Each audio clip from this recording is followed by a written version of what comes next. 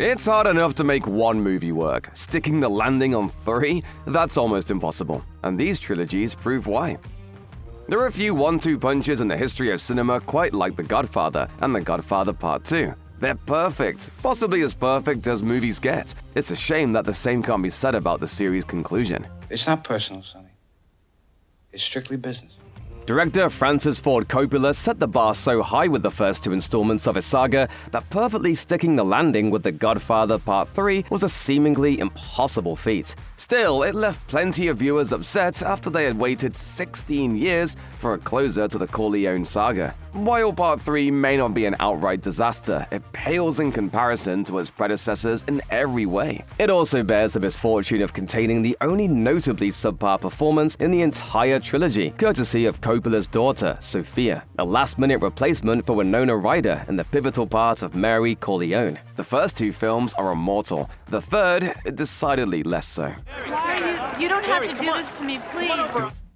Mike Myers hit his live-action peak with the Austin Powers series, a parody of the James Bond film starring himself as a truly shagadelic spy and playboy from the 60s. After he's frozen and revived 30 years later, he must once more protect his country from the villainous Dr. Evil, also played by Myers, whose comedic talents made the spoof a cultural phenomenon. 2 sequels followed International Man of Mystery, the first being the hugely popular Austin Powers, The Spy Who Shagged Me. The trilogy's conclusion, Austin Powers and Goldmember, didn't have much mojo past its memorable opening scene. By the time this installment arrived, the franchise's humor had lost its edge. What's more, Myers plays a whopping 4 characters in the movie, driving the charming multiple performances gimmick of earlier outings into the ground. Oh, great! Isn't this magical? Not even a supporting performance by Beyoncé could save this one. The franchise hasn't been heard from since. When the first Star Wars was released in 1977, it immediately felt as though movies would never be the same again. New Hollywood had changed the face of American cinema, the blockbuster model was in full bloom, and suddenly, George Lucas's enormously imaginative and engaging space opera seemed to embody what films were now capable of. Anyone would have been excused for thinking lightning couldn't possibly strike twice, and yet, in 1980, it did. With a deeper and darker story, Irving Kershner taking the reins from Lucas, and the introduction of everyone's favorite backwards-talking Jedi Master Yoda, The Empire Strikes Back managed to go even further than its predecessor, treading new ground for action-adventure cinema. By the time the long-awaited conclusion rolled around in 1983, Star Wars seemed primed to become the most flawless movie trilogy of all time. Alas, that wasn't quite the case. While Richard Marquand's Return of the Jedi was by no means a disaster, it marked a transparent shift towards commercialism, loud, mushy action, and tie-in toy-centric world-building that set the tone for much of the future of Star Wars. It's not an out-and-out bad film in the way a few subsequent Star Wars entries would prove to be, but it single-handedly keeps the original Star Wars saga from being wall-to-wall masterpieces. Strong am I with the Force, but not that strong. There are a few tentpole films out there as flawless as Steven Spielberg's Raiders of the Lost Ark, a blockbuster so successful that it managed to turn Harrison Ford's Indiana Jones into an enduring global icon. For all intents and purposes, Raiders was a film that ushered in the 80s, and so it was appropriate that the original run of Indiana Jones movies should extend all the way from 1981 to 1989, when it concluded with the utterly joyous Indiana Jones and the Last Crusade. Even though the Indiana Jones original trilogy is bookended by 2 great installments, the same cannot be said for the middle chapter. In fact, 1984's Indiana Jones and the Temple of Doom is decidedly substandard for a wide array of reasons. On top of that, the screenplay leans a little too heavily on comedy without actually being very funny. If I offended you, then I am sorry. On top of that, Temple of Doom is the only one of the original Indiana Jones movies that is so enamored with its own elaborate action set pieces as to neglect thoughtful storytelling. The minecart chase is pretty nifty, for what that's worth. When Christopher Nolan took the reins of the Batman film franchise, it was a watershed moment for superhero films, and for Hollywood as a whole. Through his serious, psychologically exacting approach to Bruce Wayne's origins in 2005's Batman Begins, Nolan showed the world a new vision of what comic book adaptations could be. Before anyone had the chance to do him one better, Nolan himself repeated the feat with 2008's The Dark Knight, which went down as an instant classic. Its no-holds-barred plunge into the moral and philosophical conflict between Batman and the Joker balanced out some of the most exciting, painstakingly crafted superhero action in the genre's history. Then came 2012's The Dark Knight Rises, and, well, the party wasn't exactly ruined, but it sure lost some of its luster. Despite the director's typical panache on the technical front and valiant efforts from committed cast additions Tom Hardy and Anne Hathaway, The Dark Knight Rises was everything its two predecessors so studiously avoided being. It was bloated, ponderous, grim to the point of goofy, disastrously ham-fisted in its political commentary, and unfortunately just not very fun to watch. Now is not the time for fear. That comes later. 2006's Cars was a charming and funny slice of family-oriented storytelling. It was, in a sense, the only early period Pixar movie that wasn't trying to reinvent the wheel. No pun intended. Instead, it settled for taking a solid formula and acing its familiar components. 2017's Cars 3, the de facto sequel to Cars, as in the one that picked up where the first one left off and continued its story and themes, was somehow against everybody's expectations, an even better movie. Watching Lightning McQueen pass the torch to Cruz Ramirez, the thought of another unrelated Cars sequel having existed at some point feels almost like a distant dream. Unfortunately, it wasn't a dream. A thoroughly misguided spy movie spoof that bet far too much of its success on Meta, Cars 2 is widely remembered as the movie that broke Pixar's incredible winning streak, proving the studio was just as capable as its competition of delivering the occasional turkey. Even though the original Cars is far from Pixar's best effort, Cars 2 still managed to embarrass its predecessor. Whatever you do, I would not go in there. Jay Roach's 2000 film Meet the Parents is a rare example of a remake that's so successful and memorable that it managed to all but eclipse the 1992 original that you probably didn't even know existed until now. Elevating cringe comedy to high art, the film went down as one of the most unlikely success stories of early 2000s cinema. A family comedy mostly consisting of people being horrible to each other, it became a global box office hit by the sheer strength of its laughs and cast. A sequel was inevitable, and 2004's Meet the Fockers inverted the premise by introducing a second set of eccentric parents. Thanks to a similarly strong sense of humor and the casting of Dustin Hoffman and Barbra Streisand to spar with Robert De Niro and Blythe Danner, Meet the Fockers proved improbably strong for a mandatory hit studio comedy sequel, one that deserved a sequel itself. Are you prepared to be the Godfather? Little Fockers, the 2010 trilogy closer, made a pretty definitive case for this particular franchise no longer having any gas in the tank. In attempting to wring anything out of a premise that only really allowed for two possible iterations, Little Fockers proved that even the best cast in the world can't save a script utterly devoid of laughs and new ideas. M. Night Shyamalan's Unbreakable is a worthy contender for the title of Best Original Superhero Movie of all time. Deeply emotional and thematically ambitious, Shyamalan's film about an ordinary man who finds out that he might just have superhuman invulnerability and strength is a unique take on a narrative that's been told many times before. After disappointing audiences with his subsequent projects, 2016's Split marked Shyamalan's return to the public's good graces. The horror thriller that found blockbuster thrills in the story of three girls trapped in the basement of an unpredictable man with 23 distinct personalities.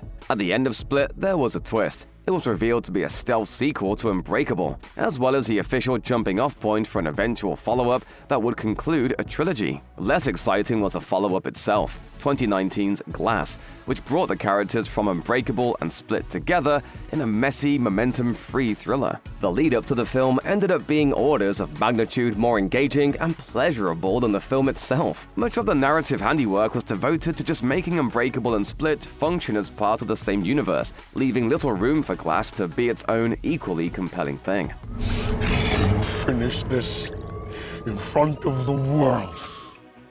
It's not often that a movie trilogy manages to get better with every installment. It's even rarer for one to right itself after starting out with a massive dud. But that's exactly what happened with Fox's 3 solo Wolverine films. 2009's X-Men Origins Wolverine did not amount to much. But with James Mangold stepping in as director, 2013's Wolverine found just the right groove to handle the gruff X-Man as an individual character. It proved that a mostly self-contained story about Marvel's most popular mutant just needed the right tonal balance in order to work. Then in 2017, Logan took that knowledge along with an R rating and just ran with it. In a testament to the thoughtfulness and emotional heft of its melancholy story, Logan ultimately went down in history as the first live-action superhero film ever to be nominated for a screenwriting Oscar. That achievement seems downright miraculous considering how things started off. X-Men Origins Wolverine wasn't just a poor adaptation of Logan's backstory that fundamentally misunderstood both him and several other Marvel characters. It was a downright disastrous film,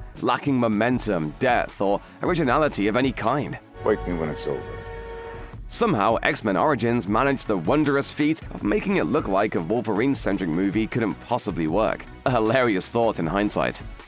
There was something irresistible about Pitch Perfect, which seemingly came out of nowhere in 2012 to revitalize a campus comedy and make it make sense for a new era. It pulled that feat off by diving headfirst into the cutthroat world of competitive a cappella singing, telling a satisfying story soaked in unapologetic theater kid corniness. Sure enough, the magic continued with the 2015 sequel Pitch Perfect 2, helmed by actress and producer Elizabeth Banks in her directing debut. The franchise's second movie managed to keep up almost everything great about the first installment while deepening the series' emotional pull. Sadly, this high nose could only be held for so long, and Pitch Perfect 3 was the moment when the franchise stopped knowing what to do with itself. It's one last hurrah story about the Bard and Bellas reuniting 2 years after graduating from college was a good idea on paper, but flopped in practice. It felt like a movie that didn't have a real reason for existing other than the need to rake in more cash, which doesn't gel with a film series so devoted to sincerity and earnestness. I respect that you love your group, but it's time for you to move on. It's time for you to grow.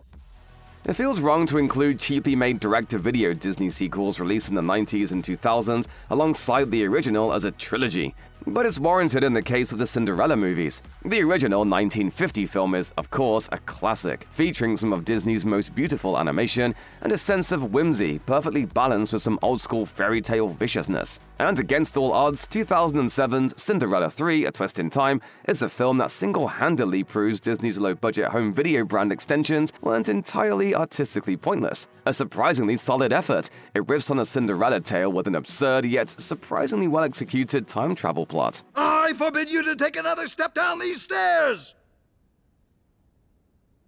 Okay. 2002's Cinderella 2: Dreams Come True, meanwhile, is exactly the usual thing you'd expect of a Disney direct-to-video sequel. In fact, it manages to be even more unglamorous and lifeless than usual. A collection of slapped-together Where Are They Now tales, none of them particularly engaging. The whole thing just reeks suspiciously of a would-be TV series belatedly retrofitted into a movie release. And like most of the numbered stuff you find in the Disney aisle of a DVD store in the mid-2000s, it has no appeal for anyone over the age of 10. This is a disaster.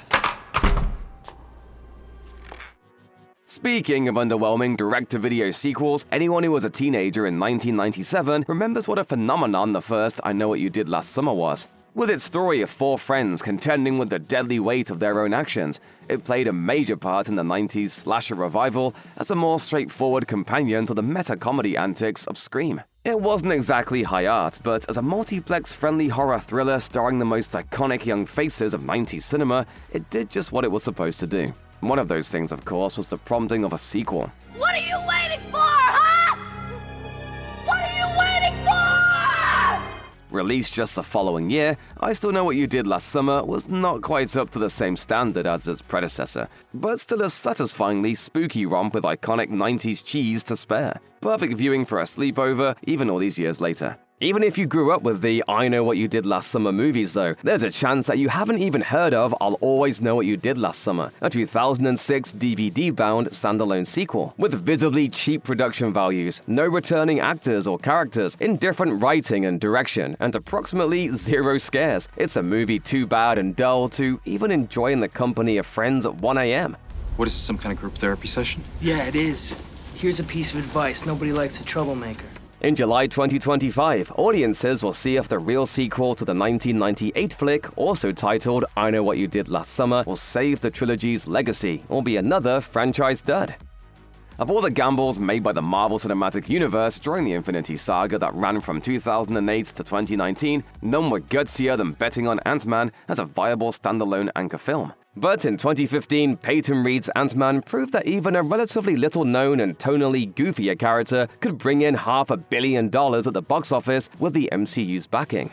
It helped, of course, that the movie was incredibly fun, a pure, light-hearted comedy that took advantage of its sci-fi hook. 2018's Ant-Man and the Wasp was nearly as much of a blast, even if it was ever so slightly bogged down by an increasing overabundance of franchise lore. At the end of the day, what really mattered was that Reed always knew to return to the simple pleasures of making big things little and little things big. In 2023's Ant-Man and the Wasp: Quantumania, however, the Ant-Man franchise finally found itself buckling under the weight of brand obligations. Where the previous two movies were crisp, focused, and always entertaining in the moment, this one is visually dour and constantly mired in exposition. To say it barely feels like an Ant-Man movie would be an understatement. In its grayest, mostly transparent corporate-mandated moments, Quantumania barely feels like a movie, period. Looking at you, MODOK. What the hell happened? Yeah, no, it's a whole thing. I'll tell you later. Technically speaking, Paramount Pictures' The Addams Family is a duology, and a fantastic one at that. Respectively released in 1991 and 1993, the Barry Sonnenfeld directed The Addams Family and Addams Family Values perfectly revitalized the offbeat characters for a new era, complete with some of the most miraculous casting in movie history. Their success revitalized interest in the Addams Family in a whole generation, and the series could easily have gotten up to 3 or more installments with the same continuity. Sadly, Raul Julia's death in 1994 quashed that possibility. Instead, what we got was 1998's Addams Family Reunion, a direct-to-video production that functioned as a pilot for the short-lived TV series The New Addams Family. Starring Daryl Hannah as Morticia and Tim Curry as Gomez, Addams Family Reunion carries over none of the wit, charm, satirical edge, or delectable darkness of the first two live-action films. Even though Curry does an admirable job, there's no replacing Julia's unforgettable performances. Children, no matter how often you scream at them or how severely you punish them, they always beg for more.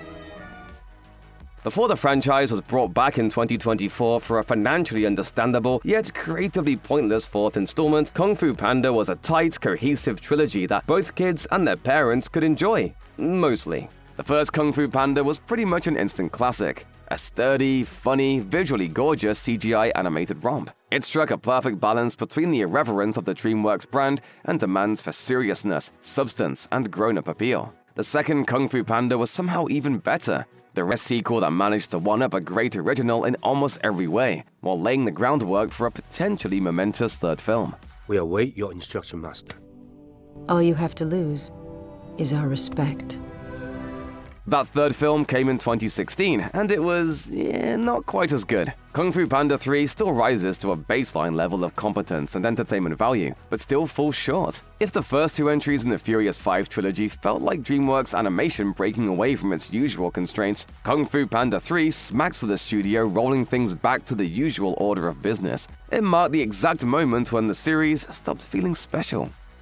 It's hard to overstate the massive success of Sam Raimi's first two Spider-Man films. They were crucial in creating the modern superhero boom as we know it. Spider-Man and Spider-Man 2 showed modern audiences that the genre could still work in the wake of 90s bombs like Batman and Robin. Watching them today, it's easy to understand why. They're clear labors of love, and with the second chapter ending on a cliffhanger for the ages, it seemed that the third installment was primed for a killer finale. Unfortunately, Raimi butted heads with the studio during production of Spider-Man 3. He was ultimately forced to include popular comics villain Venom, making for a bloated and convoluted story that lacks the heart of the previous two installments. There's simply too much going on, and the campier moments are tonally jarring against the more serious elements.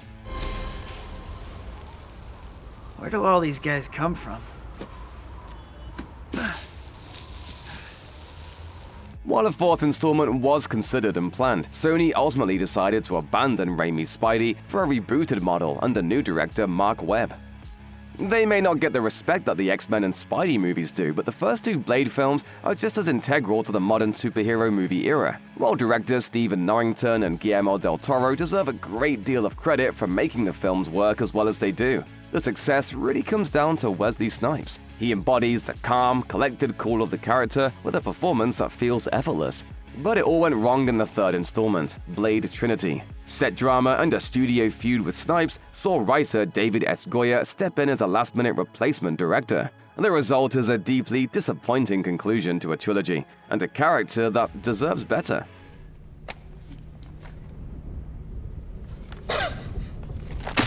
You gotta be kidding me. There are few superhero origin films as perfect as 2008's Iron Man. It's a film that gave us Robert Downey Jr.'s Tony Stark, one of the all-time great pieces of movie casting. As Stark, Downey could read the phone book and make it fun. Still, Iron Man 2 is something of a mess, and the only thing stopping the Iron Man trilogy from being one of the best of all time. It's a film clearly burdened by expectations and responsibility. It has to introduce Black Widow to the MCU and expand other side characters. On top of that is an ambitious but utterly nonsensical plot involving the invention of a new element. This is the key to the future. I'm limited by the technology of my time. But one day you'll figure this out. Iron Man 2 didn't tank the MCU by any means, but it's early evidence that these films are far from infallible.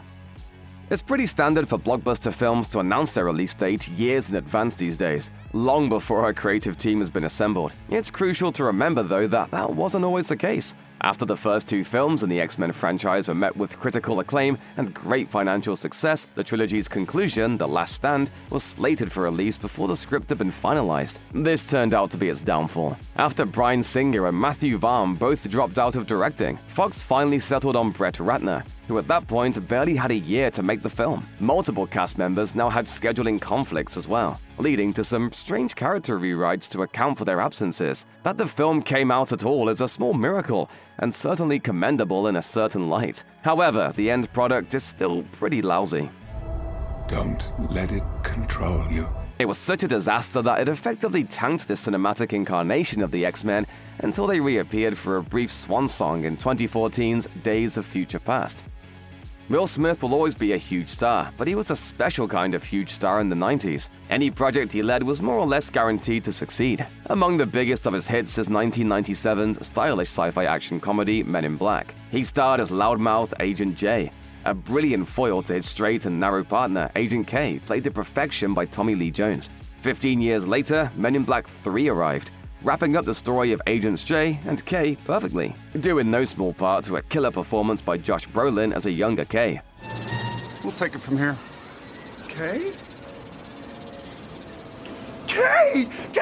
Ah! Why did it take 15 years for this hit trilogy to conclude? One answer, unfortunately, is that the second film is downright lousy. Men in Black 2 feels like a recycled version of its predecessor, with none of the charm or surprise. It may have been a box office hit, but it didn't exactly leave audiences hungry for more. Tell me something we don't know. Yeah, tell me something we don't. I am so sorry. God bless you.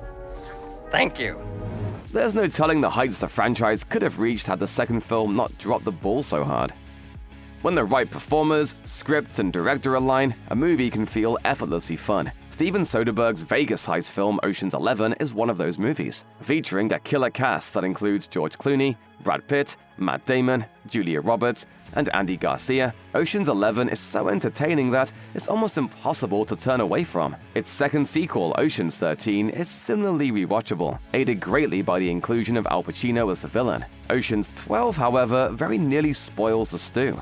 You can't help but get the feeling when watching it that Soderbergh and company wanted an excuse to hang out in Europe and went on to tailor the film to suit their vacation needs. Everyone seems to be having a good time, but the spark present in the first and third films is gone. Throw in a genuinely bizarre subplot involving Julia Roberts' character masquerading as Julia Roberts, and you've got a shockingly lousy film as the direct follow-up to one of the most entertaining movies of the century. Dr. Weber is on vacation. Well, he's sick. He's sick on vacation. Sick on Don't you vacation. hate that?